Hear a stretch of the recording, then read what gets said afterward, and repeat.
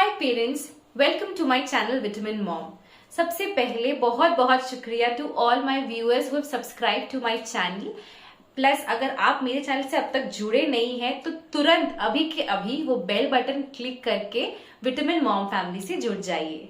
आज की वीडियो में मैं शेयर करने वाली हूँ about my experience of common cold in my baby और मैंने क्या क्या होम रेमेडीज अपनाई उसे ठीक करने के लिए। मैं ये वीडियो इसलिए कर रही हूँ क्योंकि मेरे बच्चे मान को 6 महीने से रेगुलर इंटरवल में कोल्ड होता था। फिर 11 मंथ में उसको डिटेक्ट हुआ टॉन्सिलाइटिस। तो डॉक्टर ने बोला कि आप हमेशा उसको एंटीबायोटिक नहीं दे सकते कफ एंड कोल्ड के लिए, तो 2 स्ट्रैटेजीज अपनाइए। सबसे पहले तो स्टार्टिंग से आप रिकॉग्नाइज कीजिए, आइडेंटिफाई करिए कि उसको जुकाम होता क्यों है। एंड सेकेंडली, घर में ही उसका होम रेमेडीज के थ्रू स्टार्टिंग डे से आप ट्रीटमेंट शुरू कर दीजिए। तो मैं वो काफी टाइम से कर रही हूँ और कंप्लीटली क्योर्ड है। अभी उसको जुकाम होता भी है तो बहुत जल्दी ठीक हो जाता है। तो आइए जानते हैं वो कौन से टॉप 5 रीजंस हैं जिसकी वजह से मान को एंड इनफैक्ट सारे बच्चों को जनरली कोल्ड या कफ हो जाता है। सबसे पहला रीजन है, जब भी बच्चे किसी भी इन्फेक्टेड पर्सन के कांटेक्ट में आता है तो उनके अंदर भी ये कोल्ड के वायरस या बैक्टीरिया आ जाते हैं। सेकंड है, मैंने देखा कि जब भी मान एसी में रात भर सोता था और एसी का टेम्परेचर 25 डिग्री सेल्सियस से कम होता था या फिर एसी 25 डिग्री सेल्सियस के ऊपर भी है बट फिर भी उसने रात भर ओढ़ा नहीं या पतले कपड़े पहन रखे तो उसको नेक्स्ट दिन जुकाम होता ही होता था। थर्ड है, गीले कपड़े में जब मान ज्यादा समय रहता था तो उसको कोल्ड हो जाता था। तो गीले कपड़े में वो कैसे रहता था, सपोज उसने हम क्या करते हैं, सुबह उसको जब वो सोता नहीं है तो हम उसको कपड़े वाले डायपर में रखते हैं। तो जब भी वो सुसु कर लिया एंड किसी ने नोटिस नहीं किया और लंबे समय तक वो गीले डायपर में रह गया, तब उसको हमने देखा कि जुकाम पकड़ लेता था। या फिर सपोज हम जब खाना खिलाते थे या वो पानी पीता था तो उसकी शर्ट में चेस्ट के रीजन के अराउंड जब पानी या फूड गिर जाता था वो काफी लंबे समय तक गीला रहता था, तो उससे भी उसको कोल्ड डेवलप हो जाता था। फोर्थ पॉइंट है कि जब भी हमने नोटिस किया कि सपोज वो काफी एक्टिव था एंड पसीने में था या फिर मालिश हुआ है तेल का एंड वो पसीने में है, हम उसको तुरंत नहाने के लिए ले गए बिना पसीने को सुखाए, तो उससे भी हमने नोटिस किया उसको कोल्ड डेवलप होता था। फिफ्थ द लास्ट रीजन है कि जब भी हम देखते थे सीजन चेंज हो रहा है, जैसे कि गर्मी से बारिश का मौसम हो गया, अचानक से कुछ टेम्परेचर का चेंज हो गया, तो उससे भी उसको कोल्ड डेवलप हो जाता था। अब जब कोल्ड होता था तो मान के सबसे कॉमन सिम्टम्स क्या थे। सबसे पहला, दिन भर उसको बहुत फ्रीक्वेंटली कफिंग होता था, मोस्टली कभी कभी विदाउट कफ, कभी कभी विद कफ। सेकेंड था कि उसको नोज चोक्ड रहता था, स्पेशली जस्ट सोने से पहले या सो के उठने के बाद। तो इसकी वजह से क्या होता था, जब उसको सोर थ्रोट होता था वो ठीक से खाना नहीं खा पाता था, उसकी एपेटाइट काफी ड्रॉप हो जाती थी और नोज ब्लॉकेज की वजह से वो ठीक से सोता नहीं था, बार बार उठता था and also because of nose blockage वो ठीक से मेरे से फीडिंग भी नहीं ले पाता था। अब आइए जानते हैं कौन से होम रेमेडीज के थ्रू मैं मान का कोल्ड क्योर करती हूँ। इस सेक्शन को बीच में मत छोड़ेगा क्योंकि मैं बहुत स्पेसिफिकली पूरे दिन भर क्या क्या चीजें करती हूँ बताने वाली हूँ। स्टार्टिंग फ्रॉम मैं उसको काढ़ा कैसे पिलाती हूँ, फिर उसके खाने में स्पेसिफिकली कौन सी ऐसी चीजें डालती हूँ जिससे उसका इम्यूनिटी स्ट्रांग रहे और वो जल्दी रिकवर करे। प्लस थर्डली कि वो कैसे बहुत गहरी नींद सोता है इन होम रेमेडीज के थ्रू, तो बीच में जाइएगा नहीं। सबसे पहले जब मान सो के उठता है तो मैं उसको हल्का सा गुनगुना पानी पिलाती हूँ। कोल्ड के थ्रू बच्चों को हाइड्रेटेड रखना बहुत एसेंशियल है। आप कोई भी होम रेमेडीज यूज करिए, अगर आप पानी बच्चों को नहीं पिलाएंगे थ्रू आउट द डे तो वो रेमेडीज काम नहीं करेगा। अब अगर इस समय बच्चे पानी नहीं पीते हैं तो आप क्या तरीके अपना सकते हैं। तो अगर बच्चा 1 साल से ऊपर है, 1 साल से बड़ा है, तो आप उसको वार्म वाटर में थोड़ा सा हनी मिलाकर दे दीजिए या फिर वाटर को बॉईल करिए मिश्री के साथ और ठंडा करके उस मिश्री के पानी को बच्चों को दीजिए।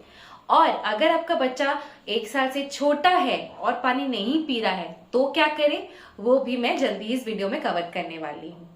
अब पानी पीने के बाद मान को आती है खाना खिलाने की बारी वो खाना ठीक से इस टाइम पे प्रॉपर सॉलिड ले नहीं पाता क्योंकि उसके थ्रोट में पेन हो रहा होता है। तो इस दौरान मैं उसको सेमी सॉलिड या फिर एकदम लिक्विडी पॉरेज ही सर्व करती हूँ ब्रेकफास्ट के टाइम पे। तो पॉरेज का बेस आप कुछ भी ले लीजिए जो आपको पसंद है, चाहे वो ओटमील पाउडर हो या रागी पाउडर हो या फिर मखाने का पाउडर हो या पोहे का पाउडर हो, लेकिन 3 इंग्रेडिएंट्स उसमें होने ही चाहिए। ये 3 इंग्रेडिएंट्स कोल्ड को बहुत अच्छे से क्योर करते हैं क्योंकि वो बॉडी को वार्म रखते हैं और इम्यूनिटी डेवलप करते हैं। तो क्या है ये 3 इंग्रेडिएंट्स? सबसे पहला है पीनट पाउडर यानी कि मूंगफली का पाउडर। सेकंड है सिनेमन पाउडर या फिर दालचीनी का पाउडर। थर्ड है और सबसे इंपॉर्टेंट है, आप उसको फॉलिक दीजिए in the form of dry dates. अब इस समय पॉरेज में बच्चों को फ्रूट्स देना भी बहुत जरूरी है। जब मान को कोल्ड हो जाता है तो मैं उसे केला देना अवॉइड करती हूँ, बट एक सुपर फ्रूट है जो कोल्ड के टाइम पे बच्चों के लिए रेकमेंडेड है, वो है एप्पल। सो आप कुछ भी डालिए बट ये 4 चीजें अलॉन्ग विथ एप्पल आप प्लीज मत भूलिए। अब हो गया ब्रेकफास्ट। अब मैं उसे देती हूँ काढ़ा, यानी कि मैं उसे एक्चुअली बताती हूँ कफ सिरप फॉर मान। मैं कैसे प्रिपेयर करती हूँ काढ़ा? काढ़ा में मैं डालती हूँ 3 चीजें। सबसे पहले पानी लेती हूँ थोड़ा सा पैन में, फिर उसमें डालती हूँ 3 पत्ते तुलसी के, थोड़ा सा क्रश्ड जिंजर ताकि बहुत भी वो स्ट्रॉन्ग ना हो कि वो ले ना पाए, और बहुत छोटा सा स्टिक सिनेमन का। अब इसको मैं 1 कप पानी में उसको उबालती हूँ तब तक जब तक ये रिड्यूस होके 1/4 कप ना हो जाए। अब ये जब ठंडा हो जाता है, हल्का सा गुनगुना होता है, तब मैं उसमें हनी ऐड करती हूँ और मान को देती हूँ। बहुत बार ऐसा होता है कि उसको लेने का बिल्कुल मन नहीं करता क्योंकि हल्का सा कड़वा होता है, थोड़ा स्ट्रांग होता है। तो मैं कैसे उसको पिलाती हूँ? मैं यूज करती हूँ मेडिसिन ड्रॉपर का। ये ड्रॉपर नॉर्मल मेडिसिन ड्रॉपर से ज्यादा थिक और मोटा है, जो मैंने फर्स्ट क्राई से परचेज किया था। उसका लिंक मैं आपके साथ शेयर कर रही हूँ। इससे मैं उसे काफी इफेक्टिवली पिला देती हूँ। इनफैक्ट जो मैं बोल रही थी, अगर आपका बच्चा 6 महीने से बड़ा या 1 साल से छोटा है और वो पानी नहीं पी रहा है दिन भर, आप इसी ड्रॉपर के हेल्प से या चम्मच से उसको दिन भर अपने गोदी में लेकर पानी पिला सकते हैं। अब नेक्स्ट स्टेप है कि अब उसके सोने से पहले 1 घंटे का गैप है। तो इस 1 घंटे में मैं क्या करती हूँ? सबसे पहले मैं उसको वार्म क्लॉथ से यहाँ पर मालिश करती हूँ below his throat and behind his years. तो ये है बच्चों में, इवन एडल्ट्स में कॉमन कफ के पॉइंट्स जहां कफ जमे हुए रहते हैं। तो अगर आप यहाँ पर वार्म कंप्रेशंस देंगे तो वो कफ मेल्ट होंगे और कफिंग के थ्रू बच्चों के बॉडी से निकल जाएंगे। तो मैं क्या करती हूँ? मैं एक तवा गरम करती हूँ, उसमें मान का कोई भी नैपकिन हल्के से गरम करती हूँ, फिर उसको अपने हाथ में चेक करती हूँ कि ये हीट उसके लिए टॉलरेबल है कि नहीं। फिर चेक करने के बाद उसके थ्रोट के दोनों साइड्स में, नियर हिज टॉन्सिल्स, टॉन्सिल वाले एरिया में एंड बिहाइंड हिज ईयर्स, बहुत हल्के हाथ से वहां प्रेस करती हूँ। एंड इनफैक्ट बहुत बार मैंने देखा है कि 2-3 बार करने के बाद उसको कफ निकलने लगता है। So it is very very effective and you should follow it.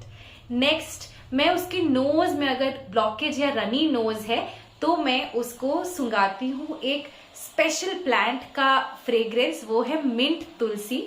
ये बहुत इजीली अवेलेबल नहीं होता है, बट अगर आपके पास ये अवेलेबल है या आपके एरिया में मार्केट में अवेलेबल है, उसको लाइए, हल्के हाथ से उसे क्रश करिए एंड बेबी के नोज के पास लेकर आइए। आप विश्वास नहीं करेंगे, उसका smell is exactly like Vicks. और मान तो बहुत एंजॉय करता है। 5-6 बार इनहेल करने के बाद मुझे लगता है कि उसकी नोज हल्की हल्की ओपन भी होने लग गई है। अब समय आ गया उसके सोने का।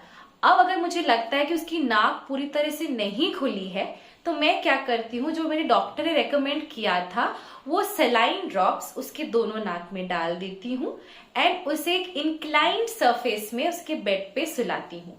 इंक्लाइंड सरफेस में इस समय सुलाना जरूरी है ताकि सोते वक्त उनका नेसल पैसेज जो है वो ओपन रहे, क्लोज ना रहे और उनकी नींद बार बार ना खुले। दैट मीन्स कि वो अच्छे से डीप नींद सो सकते हैं। तो अब और एक तरीका मैं यूज करती हूँ विच इज ह्यूमिडिफायर। ह्यूमिडिफायर भी जो जैम्ड नोज है उसको खोलने में बहुत हेल्प करता है। तो जब भी मान सोता है उसके पास मैं कोल्ड ह्यूमिडिफायर का यूज करती हूँ एंड ये भी काफी इफेक्टिव रहा है उसको नेजल कंजेशन से रिलीफ देने के लिए। मान को सोए हुए लगभग 1.5 घंटा हो चुका है। अब बज गया अराउंड 11:45 से 12 o'clock इन द नून। अब शुरू होता है उसका मसाज का रूटीन। मसाज के अराउंड भी बहुत डिबेट है कि बच्चों को कोल्ड के टाइम पे मसाज करना चाहिए कि नहीं। मैंने अपने डॉक्टर से ये पूछा था तो ही सेड कि जब बच्चों को फीवर होता है कोल्ड के साथ तब मालिश नहीं करना चाहिए। इनफैक्ट मालिश can be very helpful to cure cold in babies. तो मैं दो बहुत ही हाईली इफेक्टिव ऑयल्स यूज करती हूँ मान पे जो उसको बहुत गर्माहट देता है एंड उसका कोल्ड भी क्योर करता है। तो सबसे पहला है, तो जनरली मैं उसके लिए कोकोनट ऑयल यूज करती हूँ, बट जब भी उसको कोल्ड होता है then I use this oil from Kama, that is the Lakshadi thailam. तो मैंने देखा है जब भी कोल्ड के टाइम पे मान पे यूज करती हूँ मैं, उसको काफी रिलीफ होता है, उसको काफी कंट्रोल हो जाता है उसके कफ की टेंडेंसी स्पेशली। नेक्स्ट है उसको मैं पैरों के तलवे में एंड पाम में मालिश करती हूँ सरसों का तेल विद गुडनेस ऑफ लहसुन एंड काला जीरा या फिर कलौंजी। ये दोनों बहुत ही ट्रेडिशनल रेसिपीज हैं एंड इसको यूज करने से बच्चों को नहीं बड़ों को भी कोल्ड से काफी रिलीफ मिलता है। तो मैं काफी देर तक उसके पैरों के तलवे में ये तेल लगा के मालिश करती हूँ एंड उसको सॉक्स पहना के 20 to 30 मिनट्स तक छोड़ देती हूँ बिफोर बाथ। अब आती है बारी बेदिंग की, बट बेदिंग से पहले मैं एक और स्पेशल पोटली प्रिपेयर करती हूँ, वो है अजवाइन और लहसुन का पोटली। इसे मैं कैसे प्रिपेयर करती हूँ, मैं तवे में अजवाइन को थोड़ी देर भून देती हूँ, लहसुन को कूट के एक छोटे सी पोटली बना देती हूँ और उसको मैं ले आती हूँ मान के नोज के पास ताकि वो इसे अच्छे से इनहेल करे। ये दोनों ही इंग्रेडिएंट्स नोज के ब्लॉकेज को क्योर करने में बहुत इफेक्टिव रहते हैं। और अगर मुझे लगता है कि मान कोऑपरेट कर रहा है, ज्यादा फंसी नहीं है, तो इस पोटली को हल्के से सेक के मैं उसके पाँव के तलवे के नीचे एंड पाम्स में थोड़ा सा लगा देती हूँ। इनफैक्ट जो सरसों का तेल है मैं थोड़ा सा मान के कान के पीछे भी लगाती हूँ, हल्का सा ल्यूकवार्म सरसों का तेल, क्योंकि ये भी बच्चों में कफ स्पॉट है, यहाँ पर कफ जमा हुआ होता है, तो यहाँ पर भी लगाना जरूरी है। अब आता है नहाने की बारी। अब बच्चों को नहलाना चाहिए कि नहीं। अगर मुझे लगता है कि मान का रनी नोज नहीं है एंड बहुत ज्यादा कफ डेवलप नहीं हुआ है तो मैं उसको वार्म वाटर में 5 से 7 मिनट्स तक उसको नहला के ले आती हूँ। बट अगर उसका नोज रनी कंसिस्टेंसी में है या काफी फ्लेगम उसके थ्रोट में डेवलप हो चुका है तो मैं उसको एकदम वार्म वाटर से स्पॉन्ज करके तुरंत उसको कपड़े पहना के रेडी कर देती हूँ। अब आई लंच की बारी। अगेन मैं सेम प्रिंसिपल यूज करती हूँ लंच के लिए भी। उसको इस टाइम पे मैं सॉलिड नहीं देती हूँ क्योंकि उसका खाना बहुत इंपॉर्टेंट है। तो अगर उसको सॉलिड दूंगी उसको दर्द होगा यहाँ पर और वो तुरंत ही फस क्रिएट करना शुरू कर देता है। तो मैं हमेशा उसको लिक्विड फॉर्म में दलिया का खिचड़ी देती हूँ। अब इसमें मैं 3 मेजर इंग्रेडिएंट्स ऐड करती हूँ जो कोल्ड के लिए बहुत इफेक्टिव है। फर्स्ट है pumpkin. Pumpkin is very rich in enzymes जो कि बच्चों में अडल्ट्स में कोल्ड को ट्रीट करता है। सेकेंड है अगेन जिंजर। जिंजर तो लॉन्ग रन में इम्यूनिटी डेवलप करता ही है बट वो जो कफ जमा हुआ है बच्चों के नोज में एंड थ्रोट में उसको भी रिलीव करता है। थर्ड है paper. Paper again is a very famous traditional ingredient for treating cold and इसको जरूर मैं अपने खिचड़ी में जो मान को देती हूँ उसमें इंक्लूड करती हूँ। अब खिचड़ी खिला दिया, वो लिक्विड फॉर्म में तो वो अच्छे से खा लेता है, उसको दर्द नहीं होता है, हल्का सा वार्म भी होता है। अब इसके बाद अगेन मैं उसको अगर नोज ब्लॉक्ड है उसमें नेजल ड्रॉप डाल के ह्यूमिडिफायर में एक इंक्लाइन सरफेस में उसको फीडिंग के बाद सुला देती हूँ। जनरली मैं सबसे अग्रेसिवली होम रेमेडीज यूज करती हूँ in this first half of the day, क्योंकि जब बच्चे सो कर उठते हैं ना, रात भर की जो कोल्ड कफ जमे हुए होते हैं उसको अगर आपने स्टार्टिंग से ही टारगेट करना शुरू कर दिया तो थ्रू आउट द डे वो बढ़ेगा नहीं, अभी ही रुक जाएगा और जितना भी कफ जमा हुआ है वो निकलने लग जाता है। Then begins the second half, जहां मैं ज्यादा कुछ करती नहीं, क्योंकि मैं देखती हूँ अगर मैं इतना कुछ कर लेती हूँ शाम तक उसका मोर देन 80% कोल्ड ठीक हो चुका होता है। अब 1.5 से 2 घंटा हो गया है, 4 बज चुके हैं, मान अपना नून का स्लीप कंप्लीट करके उठ चुका है। अब अगेन जैसे ही वो उठता है हम उसको वाटर देते हैं, थोड़ी देर वो खेलता कूदता है। अराउंड 5 o'clock मैं उसे एज इवनिंग सपर सूप देती हूँ, और सूप में जो सुपर इंग्रेडिएंट है कोल्ड के लिए that is broccoli. Trust me guys, pumpkin and broccoli अगर आप बच्चों के मील्स में ड्यूरिंग दिस कोल्ड स्पैन आप ऐड करेंगे को काफी फायदा मिलता है। तो ब्रोकली सूप कैसे बनाती हूँ इसका रेसिपी ऑलरेडी मेरे चैनल पे है, जिसका लिंक मैं डिस्क्रिप्शन बॉक्स में दे रही हूँ। बहुत सिंपल है, बहुत टेस्टी है, बहुत इफेक्टिव है फॉर कोल्ड, इसे जरूर फॉलो कीजिए। अब मान ऑलमोस्ट 70% सही हो चुका है एंड काफी खेल कूद करता है पूरे शाम भर। अब डिनर में मैं ज्यादा कुछ नहीं करती हूँ, नॉर्मल रूटीन फॉलो करती हूँ, बट ऑन द प्रिंसिपल कि उसको पूरा लिक्विड फॉर्म में ही खा देती हूँ। तो मैं दूध, काउज मिल्क विद रोटी उसको मैश करके थोड़ा सा मलाई डाल के उसको फीड कर देती हूँ। Again lots of water after that. अब सोने से पहले का रूटीन बहुत इंपॉर्टेंट है कि रात भर जो दिन भर मेहनत करी है मैंने उस कोल्ड को कंप्रेस करने के लिए, फिर से रात को वो एक्टिव ना हो जाए। तो जब रात को सोने से पहले जब लास्ट फीड मुझसे लेता है मान, तो मैं क्या करती हूँ उसको देती हूँ हल्दी का पानी। तो मैं क्या करती हूँ 1 ग्लास पानी ले लेती हूँ, मान के ग्लास का जो प्रोपोर्शन है वो मैं पानी लेती हूँ, उसमें 1 से 2 चुटकी होममेड हल्दी जो मैंने घर पे ही पिसवाया है वो ऐड करके उसको 5 to 7 मिनट्स तक बॉईल कर देती हूँ ताकि वो हाफ ग्लास तक रिड्यूस हो जाए। अब फीड लेने के बाद जस्ट सोने से पहले मैं उसको वही ड्रॉपर के थ्रू जिसके बारे में मैंने पहले बताया था, उस ड्रॉपर के थ्रू उसको वो पानी फीड करती हूँ। इसका क्या पर्पस है? हल्दी इज एंटीसेप्टिक इन नेचर, वो इट्स अ नेचुरल एंटीबायोटिक समझ लीजिए, मतलब वो कोल्ड के against strongest defence of a baby है। तो उसको वो अगर हल्दी लास्ट मील रहेगा उसका एंड उसके थ्रोट के अक्रॉस वो चिपका रहेगा रात भर, तो वो इन्फेक्शंस को बढ़ने नहीं देगा और उसको वहीं पर रोक लेगा। तो उसको मैं ये देती हूँ और उसको अगेन मैं उसको वही जो सरसों का तेल मैंने प्रिपेयर किया था हल्के हाथ से उसको मालिश करके उसको थोड़ा सॉक्स पहना के थोड़ी देर रख देती हूँ। सोने से पहले वो सॉक्स हटा के उसको अच्छे से ढक के सुला देती हूँ।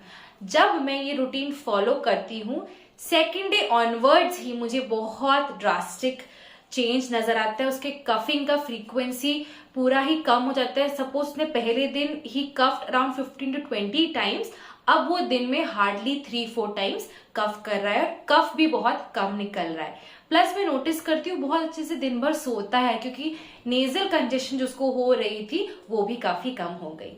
अगर 3 दिन तक आपने रिलीजियसली ये 24 आवर रूटीन फॉलो किया तो मेरे तरह आई होप आपके बच्चे को भी ये रिलीफ मिले।